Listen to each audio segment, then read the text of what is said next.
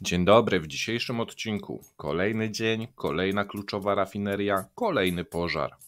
Katastrofa lotnicza w Rosji. Ministerstwo Rolnictwa planuje zakaz eksportu cukru. Importerzy z kolei mają problem z dostawami z Chin. Tylko 1/10 firm potrafi opłacić za towar. Na koniec małe co nieco z Białorusi, tak jak prosiliście. Dzień dobry, dzień dobry. Dzień dobry, z tej strony Mateusz Lech oraz Paweł Jeżowski. Słuchajcie, wczorajszy odcinek obejrzało do tego momentu około 40 000 ludzi, a ponad 10 000 ludzi nie subskrybuje. Weszli, gdyż na okładce był pożar. U nas pożar jest niemal codziennie. Jeżeli lubicie pożary w Rosji, to tu jest taki przycisk subskrypcja. My mamy dużo pożarów w Rosji i dzisiaj mamy kolejne. Tak, słuchajcie, dzisiaj była długa dyskusja, bo ja chciałem dać rafinerię, ale Mateusz się uparł, że coś z życia musi mieć. Jezus, przepraszam, brzmi to strasznie, ale tak, była dyskusja, co dać na jedynkę, no bo ta kampania wyborcza w Rosji bardzo taka ogniowa, że tak powiem. Ognista, tak. Koniec końców wpadł samolot, smutna informacja w sumie, tak już poważnie dla Rosjan. No i ostatnie dni, no to jest jak gdyby wysyp tych smutnych informacji. Z drugiej strony, no też Rosjanie odpłacają się, bo często mówicie, że Ukraina nie jest atakowana, czy jakoś teraz mniej. Nie, Ukraina jest atakowana, głównie bloki mieszkalne, giną dzieci, osoby cywilne, a więc troszeczkę inaczej to wygląda w przypadku putinowskiego reżimu, dlatego jeżeli coś im płonie, szczególnie rafineria, to dla mnie to jest inny kaliber niż blok mieszkalny, oddalony w sumie od jakichkolwiek zakładów. No widać, że celem był ten blok mieszkalny, bo trudno sobie wyobrazić, że coś innego i przypadkiem tam rakieta spadła. A my, słuchajcie, dzisiaj przechodzimy na sam początek oczywiście do paska. No niedobre informacje w sumie, bo wczoraj było umocnienie walut, no i widzieliśmy euro powyżej 100, dzisiaj już mamy jakąś korektę tego. Ja mówiłem, że tutaj raczej będzie spokojnie do wyborów, no natomiast jeżeli w takim tempie będzie płonąć w Rosji, no to będzie to wpływać na rynek. Widzimy, że to wpłynęło wczoraj, ten atak wolnych Rosjan oraz atak dronowy wpłynął na rynek. Co prawda tutaj wszyscy eksporterzy mają obowiązek sprzedawać do wyborów waluty w dosyć dużej, dobrowolnie oczywiście w dosyć dużej ilości. Natomiast mieliśmy też, i czego nie widzicie na pasku, wpływ na ceny hurtowe paliw. Mieliśmy tam wzrosty. Zobaczymy, co będzie dzisiaj, bo kolejna rafineria płonie. No i w sumie właśnie powiemy sobie, jak to wygląda i czego można się spodziewać. A teraz przechodzimy do krótkich informacji. Ja zacznę może w takim razie. Ministerstwo Obrony Ukrainy poinformowało, że plany mobilizacyjne mają na celu głównie zastąpienie 330 000 wyczerpanych żołnierzy, którzy są teraz na froncie. Czyli co, już jest ogłoszone, że powołają 330 000 nowych żołnierzy?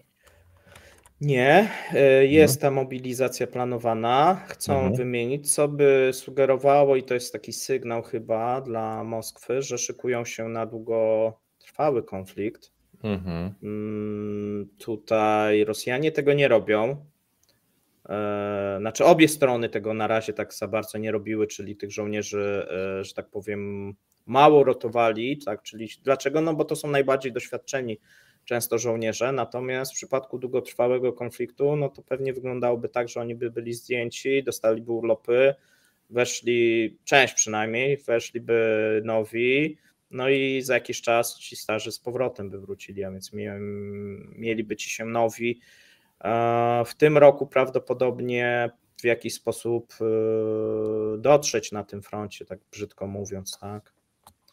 Więc tak pewnie by to wyglądało, co sugeruje, że Ukraina przygotowuje się na to, że ten konflikt będzie jeszcze w przyszłym roku, tak? No bo inaczej by tego nie robili. Tak to by wyglądało. Mhm.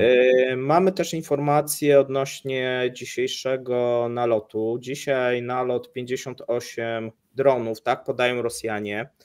Twierdzą, że 58 dronów zestrzelili, więc tych dronów ukraińskich na terytorium rosyjskim mogło być więcej. 10 regionów zaatakowanych. No i tutaj z tych krótkich informacji 45 000 Białgorodu, Szebekino zostało pozbawione prądu, bo my się koncentrujemy na tych rafineriach, tudzież na tych większych obiektach, natomiast są atakowane podstacje, stacje elektryczne oraz linie wysokiego napięcia też. Powoduje przerwy w dostawach prądu. Paweł, tu mamy pytanie, ile budowa trwa takiej rafinerii, zakładając, że mamy pieniądze i żadnego embarga. Czy ty potrafisz odpowiedzieć na te pytania, czy musimy zaprosić Tomasza, żeby nam wytłumaczył, jak Potrafię odpowiedzieć na te pytania, natomiast może zróbmy też właśnie jakiś taki większy odcinek na temat tych rafinerii, powiemy, jak to wygląda, bo tu cały czas się przewijają właśnie pytania, jak to wygląda z produkcją. My mówiliśmy, tak jak wygląda z produkcją, teraz trzeba uwzględnić, codziennie trzeba update'ować, tak? Więc to nie jest też takie proste, tak, żeby sobie doliczyć, a nie wiemy tak naprawdę, no bo na przykład Niżny Nowogród w tym momencie robią 17, produkcji nie ma, ale uszkodzona jest tylko ATV-6. To jest mniej więcej połowa produkcji i przez kilka miesięcy tej produkcji nie będzie. Jak długo? No to trochę jak do wróżki, tak? Czy to 3 miesiące, 6 miesięcy, no ale mówimy o miesiącach, tak? Jeżeli i być może dłużej. O miesiącach być może dłużej. Problemem tam są kolumny rektyfikacyjne, których nie da się naprawić, które trzeba wymienić. Problem jest z wymianą, szczególnie jeżeli to jest zachodni sprzęt, a często tak jest, nie zawsze. W przypadku tego zachodniego sprzętu trzeba od producenta zamówić taką kolumnę. No i tu się pojawia problem, w jaki sposób.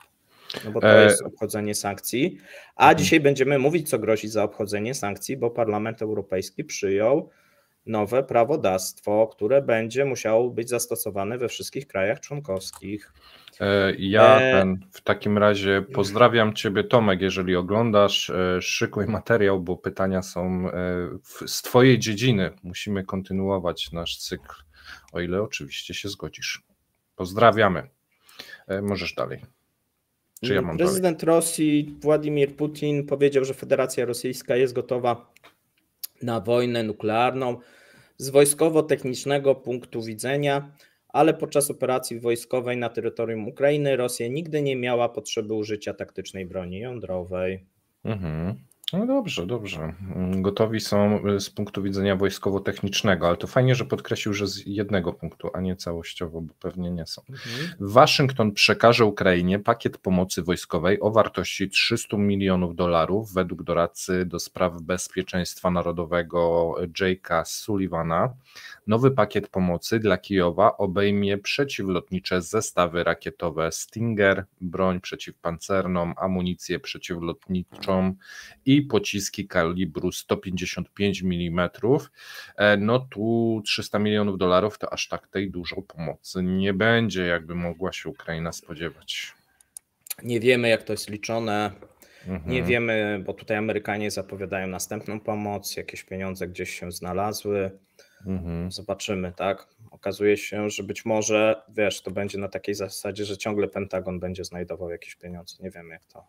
No i w sumie mogą policzyć pocisk za centa, nie? W sumie no tak pewnie do końca nie, no bo to jest jednak kraj demokratyczny, jakąś, wiesz, jakiś audyt potem mogą mieć, tak? Przy następnej prezydenturze, tak? Więc to takie groźne, żeby tutaj oszukiwać w ten sposób, natomiast no, możemy liczyć się, że jakieś przesunięcie, jakieś przeksięgowania faktycznie mogą nastąpić, można z czegoś zrezygnować, tak, kosztem czegoś i tak dalej.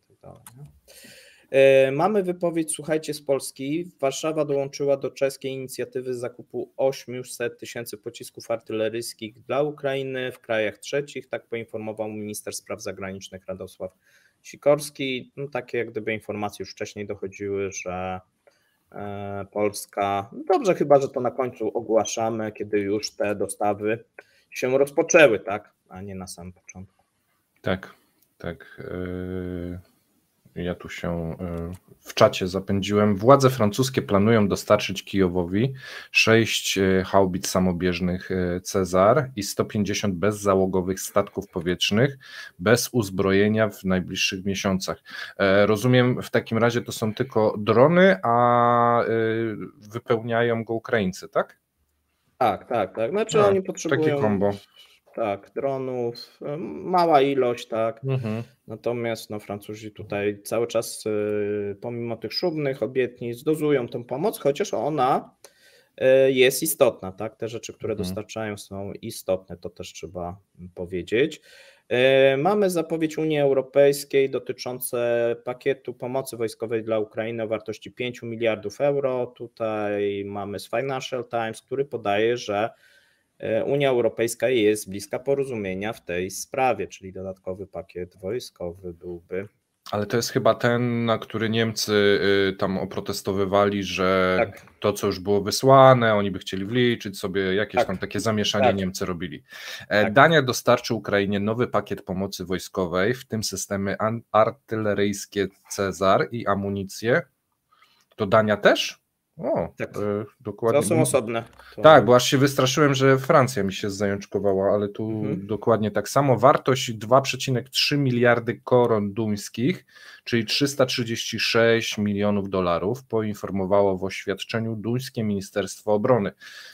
Czyli tak kapiemy, tu 300 milionów, tu 300 milionów, zrobi się miliard w uzbrojeniu. Tak, widać, że tutaj Skandynawowie są dosyć hojni, można powiedzieć, w stosunku do swoich budżetów. Tak, no bo tutaj dużo się mówi, tak, że Niemcy dużo dostarczają albo dużo obiecują, natomiast zapominamy o tych Skandynawach, a cały czas mamy nowe dostawy i zarówno ze Szwecji, z Danii, tak, z Finlandii, więc te kraje tutaj wspomagają dosyć otwarcie Ukrainę. Z Holandii też. No może to już nie Skandynawowie. Mamy też, słuchajcie, informacje z Finlandii. Kierowcy samochodów z rosyjskimi tablicami rejestracyjnymi będą musieli przedstawić dokumenty potwierdzające ich uprawnienia do jazdy w kraju, poinformowały we wtorek krajowe służby celne. Najciekawsze jest to, że nikt nie widział takich dokumentów i nikt nie wie, kto ma wystawić takie dokumenty. No to jest bardzo dobre rozwiązanie, nie? Masz ten dokument? Jaki dokument? A to oddaj auto. Jakiś dokument musisz posiadać, że możesz jeździć na rosyjskich tych. Natomiast nikt takich dokumentów w Finlandii nie wystawia. Więc... No, to jest bardzo ciekawa inicjatywa, bo nie jest to zabronione wprost, tylko że potrzebujesz... Musisz mieć specjalne zezwolenie. Tak, no to wtedy nie jest, wiesz, zakaz, tylko zaostrzenie przepisów. Komisja Europejska zamierza przedstawić nową propozycję wykorzystania dochodów z rosyjskich aktywów w interesie Ukrainy przed szczytem Unii Europejskiej już niedługo, 21-22 marca, powiedział wiceprzewodniczący Komisji Europejskiej. Powiem ci, no już blisko, nie? Tak. Zobaczymy, co się wydarzy. Ta informacja dla mnie jest bardzo ciekawa. Ona przeszła chyba u nas bez echa. Parlament Europejski zatwierdził ustawę o kryminalizacji obchodzenia sankcji Unii Europejskiej, która pozwoli na konfiskatę prywatnych aktywów w Rosji. I to jest ciekawe, bo z jednej strony będzie można przejmować te majątki łatwiej, bo będzie po prostu kraje unijne będą musiały wprowadzić odpowiednie przepisy, ale również jest kryminalizacja czynu. Czyli w niektórych krajach po prostu będziesz mógł pójść do więzienia. Tak? Za obchodzenie sankcji. No i to jest najwyższy czas. Nie ma... Polscy różnego rodzaju biznesmeni, którzy się mówili, że no przecież oni nic złego nie robią, no teraz będą musieli się liczyć z tym, że będą mogli zostać ukarani. Musimy to sobie dopisać do naszej prezentacji na sobotę. Oczywiście zapraszam na sobotę. Jeżeli nie widzieliście naszego live'a w sobotę, mamy spotkanie na żywo z wami, prezentację na Stadionie Narodowym. W poniedziałkowym filmie jest opisane, jak to zrobić. Są rozdawane darmowe bilety, więc odsyłam do poniedziałkowego wideo. popołudniowego. Szwajcarska prokuratura generalna wszczęła pierwszą w kraju sprawę karną w sprawie domniemanego naruszenia sankcji wobec Rosji przez niewymienioną z nazwy firmę. Czyli tu był przepis i zaczynamy, tak? Od razu. No nie, Szwajcaria nie jest w Unii Europejskiej, oni mieli osobne i oni wcześniej, co ciekawe, przyjęli pewną kryminalizację tego. To dotyczy głównie firm. W przypadku Unii Europejskiej to też dotyczy obywateli, wiesz, to trochę inaczej. Ja myślałem, że po prostu Szwajcaria, też ratyfikowała te same przepisy co parlament. Nie. Ona z opóźnieniem ratyfikuje, ale też wprowadza własne. Aha, okay. Tu są pewne drobne różnice, natomiast mniej więcej linia jest gdzieś zbliżona do Unii Europejskiej oczywiście. Ministerstwo Spraw Zagranicznych Rosji zakazało wjazdu do kraju 347 obywatelom Bałtyków, Litwy, Łotwy i Estonii. Tak poinformowała służba prasowa Departamentu Dyplomatycznego. No i tutaj mówi się o ministrach, parlamentarzystach, osobach publicznych i dziennikarzach. No i to jest początek takiej wymiany, bo pewnie te kraje podobne, znaczy już jakieś tam były wprowadzone sankcje, natomiast teraz trzeba liczyć się z jakąś podobną reakcją z tych krajów europejskich. Natomiast budynek administracji Białgorodu bohatersko odparł atak bezzałogowego statku powietrznego. Niestety nie udało mu się ochronić osób. W tym budynku 2 osoby zostały ranne. Tak, i coraz więcej jest po raz pierwszy doniesień o osobach rannych. Już Rosjanie przestali robić szopkę po prostu. Tak.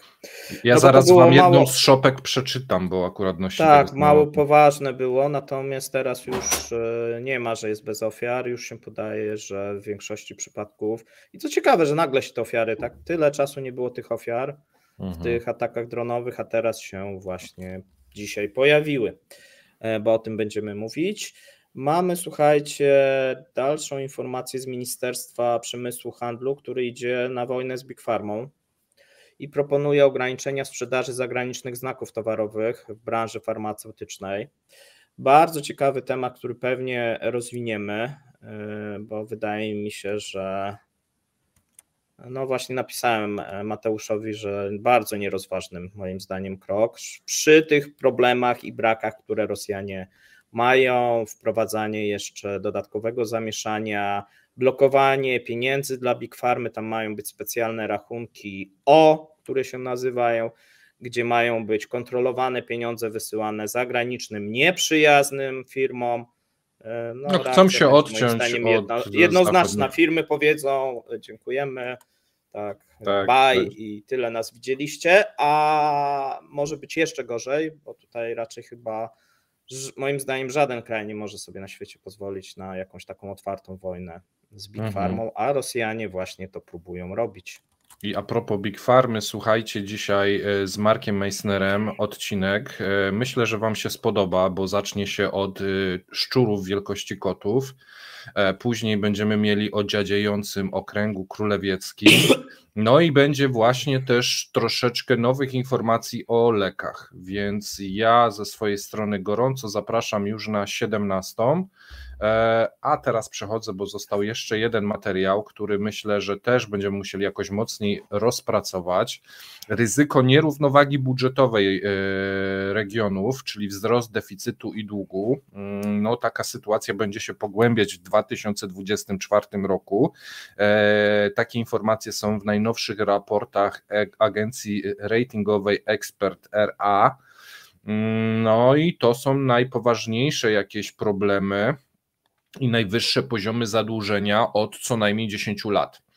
Więc wszystko idzie w złym kierunku, jeżeli chodzi o regiony w Rosji i myślę, że to się nadaje na komentarz, bo tam jest troszeczkę tych danych i no tu nie ma co przedłużać. Przejdźmy do rafinerii. Tak, przejdźmy, słuchajcie, do rafinerii. Mamy wideo z rafinerii. Jest coraz więcej, a więc jeżeli chcecie, to na Twitterze pewnie pojawiły się nowe, tudzież jeżeli ktoś subskrybuje jakieś kanały telegramowe, to i po stronie rosyjskiej, i po stronie tej ukraińskiej coraz więcej filmików.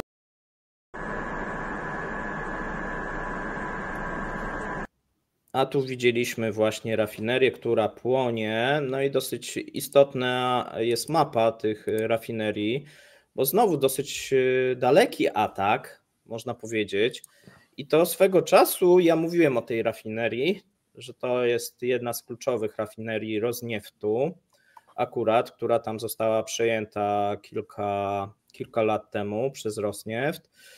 No i oczywiście Riazań, no, który słynie tak, z wydobycia tak, i z przetwarzania głównie ropy naftowej, no już od długiego czasu, od zeszłego wieku.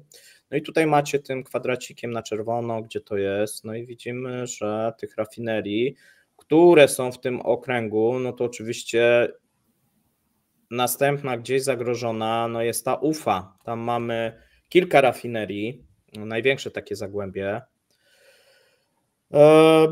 Zobaczymy. Mamy jeszcze 2 dni do wyborów. Wydaje się, że te ataki nie ustaną do tego czasu, a Rosjanie są zupełnie do tego nieprzygotowani, bo tutaj się wydaje, że żadnej obrony przeciwlotniczej nie było, bo słyszeliśmy, że oni tam chyba z jakichś po prostu karabinów strzelali, tak, do tych dronów. 3 drony uderzyły. Jeden trafił w kolumnę rektyfikacyjną, 2 inne nie wiemy do końca, ale podobno też trafiły, bo mieszkańcy mówią o 3 eksplozjach. Tutaj mamy też informację, że w wyniku uderzenia wybuchł pożar, tak, który tak naprawdę chyba jeszcze nie został ugaszony. Straty nie są znane, natomiast są informacje już o ofiarach. 2 osoby są hospitalizowane. Tutaj mamy też informację, że w tym momencie jak gdyby prawie połowa Riazania jest zablokowana, czyli ruch w kierunku rafinerii, jak i w drugą stronę. Podjeżdżają jedynie samochody służb specjalnych, tak. No i mamy też informacje odnośnie tych wszystkich ataków. Dzisiaj w nocy i nad ranem bezzałogowe statki uderzyły w obwód Woronerski, Bryjański, Białgorodzki, Kurski. W rejonie Buturlinowskiego obwodu woronewskiego są też uszkodzenia obiektów infrastrukturalnych. Tutaj właśnie nie są do końca wymienione, a więc można się spodziewać jakichś kolejnych zakładów i kolejnych informacji o stratach po stronie rosyjskiej. Tak donosi szef lokalnej administracji Jurij Matuzow. Podobnie gubernator obwodu lipieckiego Igor Artamonow powiedział, że otrzymuje informacje o możliwych przylotach bezzałogowych statków powietrznych w rejonie Lipiecka, obwodu lipieckiego. Twierdzi, że są ofiary, ale nie ma ofiar śmiertelnych. Więc widzimy, że już się zmieniła ta narracja rosyjska. Chcą informować o ofiarach, o tym, że Ukraińcy próbują, i to jest jak gdyby oficjalna ta linia teraz Kremla, bo wypowiedział się już Putin, który powiedział, że Ukraina próbuje zaatakować rosyjskie regiony, aby zapobiec wyborom prezydenckim, czyli żeby jego nie wybrali. Tak. Myślę, że tak. To ponadto z najbardziej bzdurnych, jakie można. Bo chcą mi przeszkodzić, tak. Chcą mi przeszkodzić. Chciałem mieć 98% głosów, wypadło mi 90%, które były zapisane miesiąc temu. Ponadto według niego powodem ataków może być chęć zdobycia atutów w procesie negocjacyjnym. No nie, znaczy powód jest prosty, tak. Każdy taki atak na infrastrukturę krytyczną osłabia tak potencjał wojskowo-militarny, a przede wszystkim gospodarczy. My będziemy mówić pewnie z Tomkiem, możemy już liczyć, jak do tej pory liczyliśmy 9% spadku produkcji, to trzeba teraz sobie pewnie to przemnożyć przez 2, bo 2 największe rafinerie, Riazan, Niżny Nowogród, zostały uszkodzone. No i oczywiście jest dyskusja, jak poważnie, jak długo. Jeżeli chodzi o wczorajszą rafinerię, to już wiemy, że linia ATV6, która przerabia, to jest pierwotna obróbka ropy naftowej i ta instalacja przerabia ponad połowę surowca, jest uszkodzona i szybko nie wróci, bo kolumny się nie da odtworzyć. Natomiast na dzień dzisiejszy cała rafineria nie pracuje. czyli wszystko jest wyłączone. Wcześniej tam był ten słynny sabotaż, który powodował, że instalacja do crackingu benzyny nie działała, dosyć nowoczesna, o czym mówiliśmy. Teraz cała rafineria nie działa. W przypadku Rosnieftu zobaczymy, no dzisiaj rafineria nie będzie działać, zobaczymy na jak długo, bo wszystko zostało jak gdyby zatrzymane, produkcja została zatrzymana, natomiast nie znamy jeszcze do końca strat. Tutaj też zobaczymy, jaką Rosjanie przyjmą taktykę, czy będą, bo niekoniecznie mogą mówić prawdę, bo do tej pory przyjęli praktykę, że kłamali, to znaczy oni tam mówili, że albo czyli że rafineria wróciła do pracy, a potem się okazuje, że tam gdzieś czytamy w branżowych, że tam tylko 30% normalnej produkcji, nie? W przypadku niektórych tych obiektów wcześniejszych. Tu nie wiemy, bo na razie nadzwyczaj są szczerzy, tak? Wydaje się, tudzież straty są jeszcze większe niż... No właśnie chciałem powiedzieć, że skoro kłamią, że 30% nie działa, to może nie działa 60%. Nie, no teraz wiesz, no powiedzieli, że wiesz, Niżny Nowogród nic nie produkuje, Riazań też nic nie będzie produkował, to będzie problem dla obwodu moskiewskiego. Wiesz co, ale to może być przygotowanie społeczeństwa na braki benzyny i na podwyższenie cen. Tak, właśnie, bo wiesz, już być może ktoś zaczyna sobie też zdawać sprawę, że mogą się pojawić pewne braki, no i teraz za te braki trzeba będzie obwinić, no i akurat słusznie, tak, Ukraińców, nie, no bo oni spowodują te braki i tutaj, że nie macie benzyny, czy są kolejki, czy wzrosły ceny, no ale to źli Ukraińcy są temu winni, tak? Tak. Natomiast wydaje się, że szczęśliwie albo przewidzieli, wprowadzając ten zakaz benzyny, bo ten zakaz benzyny powoduje, że ten surowiec jeszcze był magazynowany teraz i tych braków przynajmniej na ten moment nie będzie. Gorzej może być z olejem napędowym, ale to zobaczymy. Zobaczymy, czy też nie wprowadzą zakazu na olej napędowy. To rozmawialiśmy z Wojtkiem Jakubikiem. Jeżeli ktoś nie oglądał wczoraj, zapraszamy.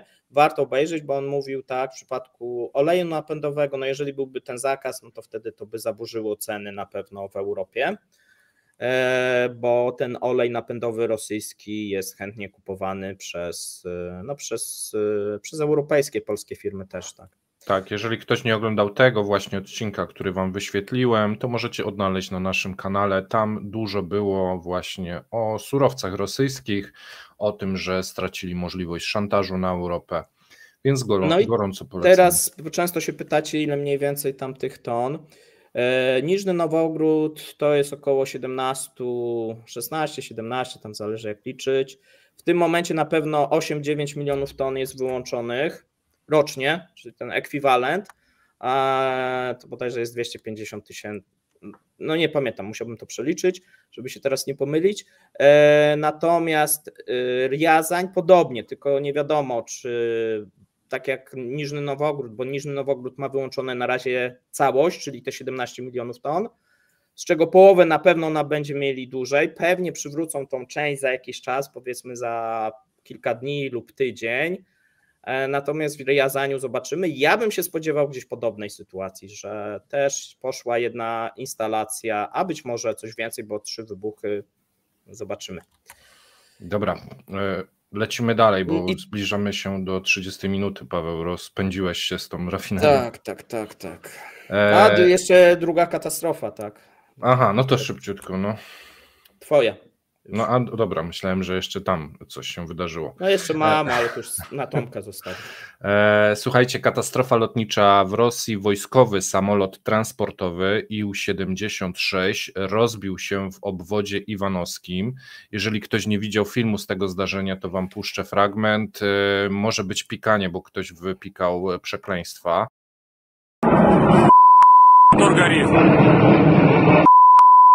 Więc mniej więcej wyglądało to tak. Samolot nie dotarł do lotniska, rozbił się w lesie lub na cmentarzu, bo są doniesienia wskazujące 2 takie lokalizacje. Może był to jakiś przyleśny cmentarz i po prostu te części zostały rozrzucone. Co ciekawe, jak to zazwyczaj w takich przypadkach, pierwsza informacja prasowa brzmiała: według wstępnych informacji na ziemi nie ma ofiar ani zniszczeń. Na miejsce przybyły służby ratunkowe, więc poziom zakłamania rosyjskiej prasy wygląda właśnie w ten sposób. Samolot wykonywał najprawdopodobniej lot szkolny, podczas którego silnik zapalił się, no i samolot spadł. Pierwsze komunikaty, i do teraz one są aktualne, informują, że w silnik wpadł ptak. No być może pozostałe 3 silniki, więc ciężko by było, żeby na jednym silniku samolot nie mógł dalej działać. Co więcej, nawet... A tam wybuchł pożar, więc tak, widać było, że co się zapaliło więcej, paliwo. bez silników też można jakiś czas lecieć. O tym dokładnie opowie Wam w piątek nasz Pilot. Darek, pilot samolotów, więc zapraszam gorąco, bo on opowiadał właśnie między innymi o takich sytuacjach kryzysowych, jak to wygląda. No i co? I w rezultacie IL rozbił się, Ministerstwo Obrony potwierdziło katastrofę po kilku godzinach, zwłaszcza jeżeli już było widać filmy w internecie. Według departamentu ten pożar rozległ się za mocno, sięgnął reszty samolotu, no i nie było co zdziałać. Na pokładzie było ponoć 15 osób, 8 członków załogi i 7 pasażerów. Co też mi się troszeczkę gryzie, jeżeli to był lot szkolny, to czemu pasażerowie? Myślę, że bardziej uczniowie może. No bo jak? Na miejscu przyleciała komisja z Naczelnego Dowództwa Sił Powietrznych. W ubiegłym roku w tych okolicach, na tych lotniskach FSB poinformowała o zapobieżeniu sabotażowi w obiekcie, w którym te samoloty są przechowywane, więc być może tu jest jakaś forma sabotażu. Ja bym stawiał bardziej jakieś zaniedbanie. W Iwanowie znajduje się także 98. Dywizja Powietrzno-Desantowa Gwardii, więc tu są to tematy typowo wojskowe. No i jak najbardziej polecam ten piątkowy wywiad, bo będziemy mówić właśnie o sytuacjach awaryjnych, o uszkodzeniach silniku, o wymianach części, jak to wygląda, czyli te wszystkie informacje, te wszystkie pytania, które zbieraliście i zadawaliście nam przez ostatnie miesiące, ja próbowałem zadać Darkowi. Jeżeli, Darku, oglądasz, to gorąco pozdrawiam, no i zapraszam Was w piątek na 17. Tak, na cmentarzu, tak, koło cmentarza się rozbił. Podobno pilot zmienił kurs, z relacji wynika i... No na cmentarz, chciał miał zawrócić. lecieć na lotnisko, a na cmentarz poleciał. Nie, bo tak, on wystartował, chciał zawrócić na to lotnisko, no ale stwierdził, że się rozbije. No nie wiem, co ja bym zrobił. Trzeba by właśnie porozmawiać z Darkiem tak w takich sytuacjach. Pewnie jest właśnie taka procedura, żeby od skupisk ludzkich próbować odlecieć. No, zachował się chyba zgodnie z procedurą, a więc pewien szacunek też dla niego. Słuchajcie, teraz cukier. No, musiało się to pojawić. Chyba to normalnie byłaby to wiadomość dnia, ponieważ będzie dotykać wszystkich Rosjan. Ministerstwo Rolnictwa planuje zakaz eksportu cukru. No. A więc tutaj kiedyś pytaliśmy się, kiedy w Rosji jak zacznie brakować cukru, to znaczy, że już jest bardzo źle. Na razie mamy zakaz eksportu, natomiast jest, słuchajcie, bardzo ciekawe tłumaczenie tego zakazu, bo okazuje się, że jest tak dobrze, że trzeba go zakazać. Ale to już mieliśmy tą historię. Tak, to ten schemat się powtarza. Tak, Ministerstwo Rolnictwa zaproponowała zakaz eksportu cukru z Rosji do 31 sierpnia bieżącego roku, no więc dosyć długo. Ministerstwo poinformowało, że biorąc pod uwagę prognozowaną wielkość produkcji i potrzeby rynku wewnętrznego do końca sezonu Federacja Rosyjska będzie mogła wyeksportować około 200 tysięcy tego cukru, a umowy z krajami związkowymi przewidują eksport dokładnie takiej ilości, czyli chodzi o to, że oni sobie tam podliczyli i stwierdzili, że to tej Euroazjatyckiej Unii Gospodarczej to wyślą 200 tysięcy, a na tą dalszą zagranicę no to już nie mogą wysyłać, to znaczy, że im chyba braknie, tak, z tego rozumiem. No i czytamy dalej. Sytuacja, w której urzędnicy muszą ręcznie regulować dostawy, spowodowała była szeregiem czynników. Rozszerzeniem geografii eksportu oraz problemami, które pojawiły się w 2022 z logistyką, rozliczeniami i ubezpieczeniami. Widzę, że się boją słowa sankcje, tak? No, ale Ministerstwo Rolnictwa przygotowało projekt dekretu rządowego, który zakazuje zakaz eksportu cukru na okres do 31 sierpnia. Mowa, słuchajcie, o cukrze trzcinowym, buraczanym, a także chemicznie czystej sacharozie, czyli w sumie prawie wszystko. Zakaz nie będzie miał wpływu, tak jak mówiłem, na eksport cukru do państw Euroazjatyckiej Unii Gospodarczej. W tym przypadku wymagane będzie jedynie zezwolenie. I teraz jest najlepsze. Ministerstwo szacuje, że w tym sezonie produkcja cukru w Rosji może wynieść 6,8 miliona ton, czyli o 10% więcej niż w poprzednim sezonie.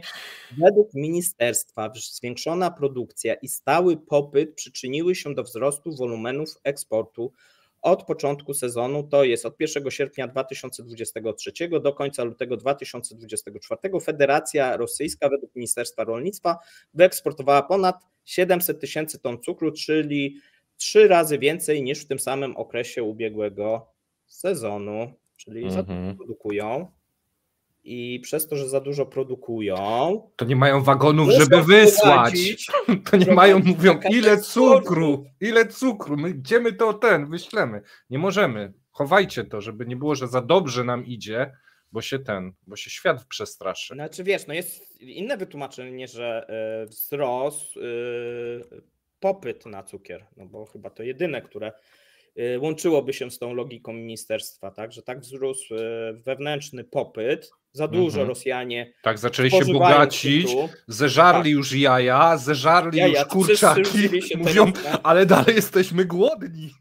Siedzą te ruskie grubasy i zajadają, nie? Już te jaja. No i widocznie jakieś tutaj takie kraftowe jakieś produkty, napoje muszą robić, no bo to też może być. Orężady, tak. Mocno. Wiesz, Coca-Colę trzeba czymś zastąpić. Też nie ma zmiłuj. Nie, myślałem o innych kraftowych takich. Wiesz. Ja wiem, o jakich myślałeś. Cały czat o tym myśli w tym momencie razem z tobą.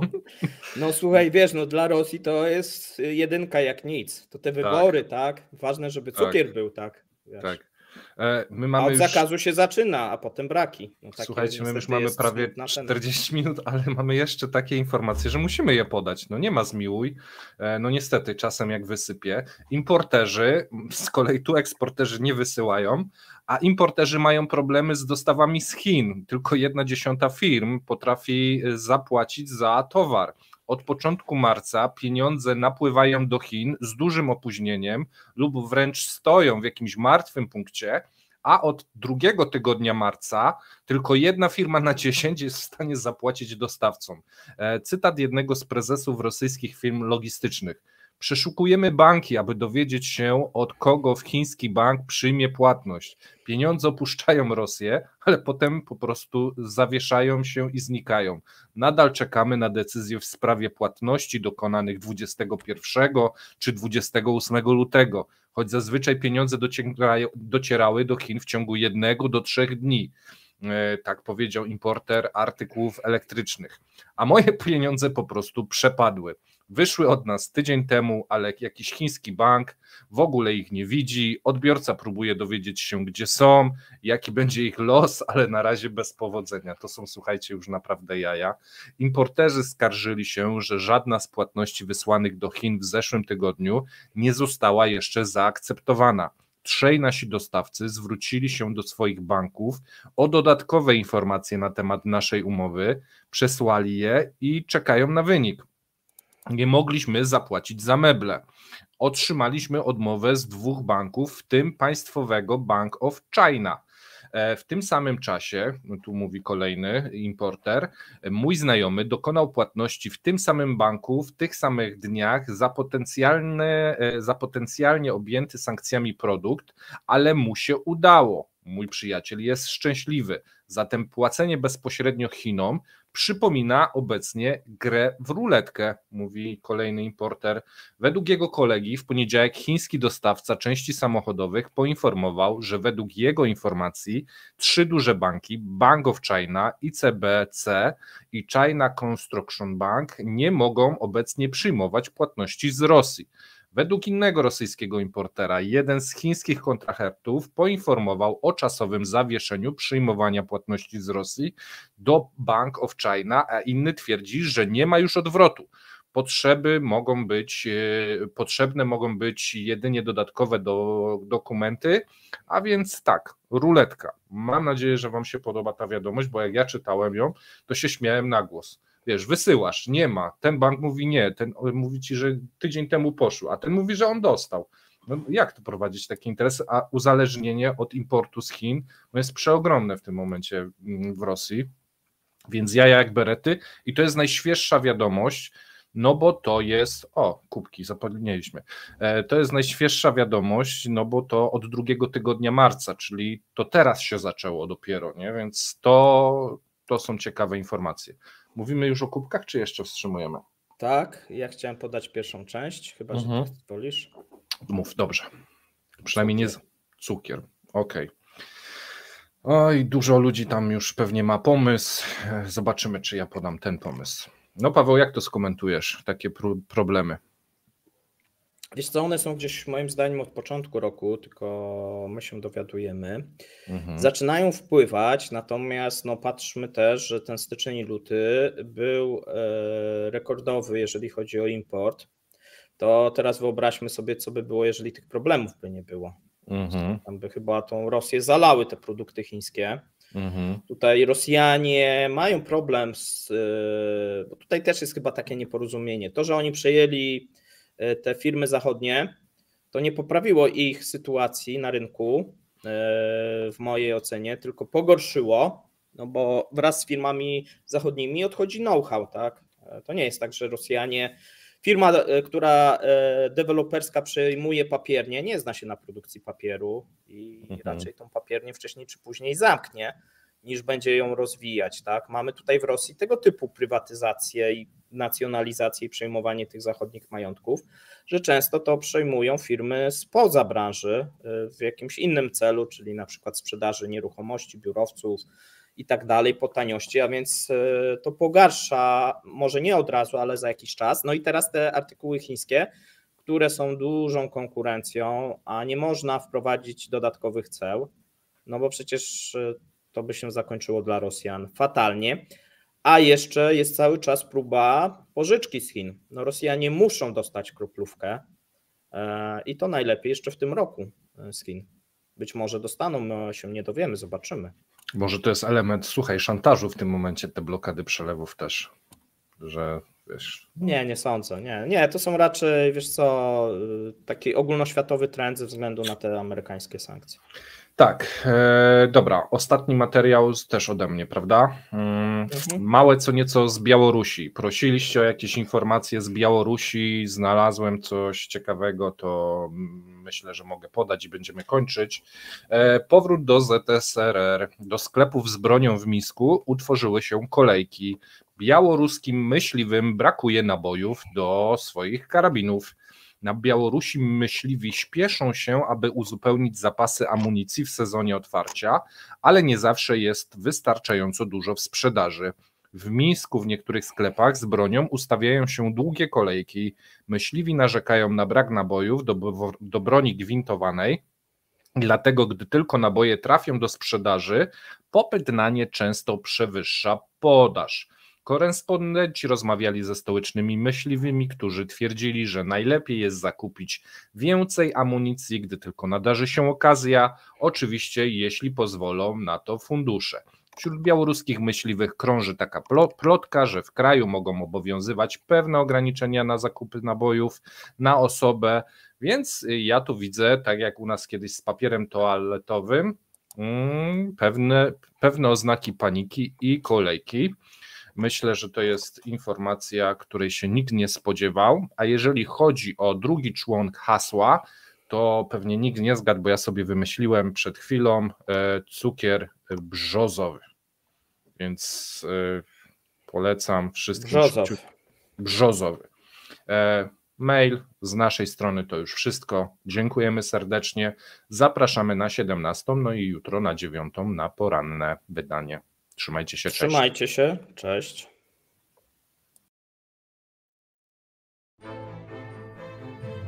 Dziękujemy za obejrzenie materiału do końca. Zapraszamy kolejnego dnia. Trzymajcie się, cześć.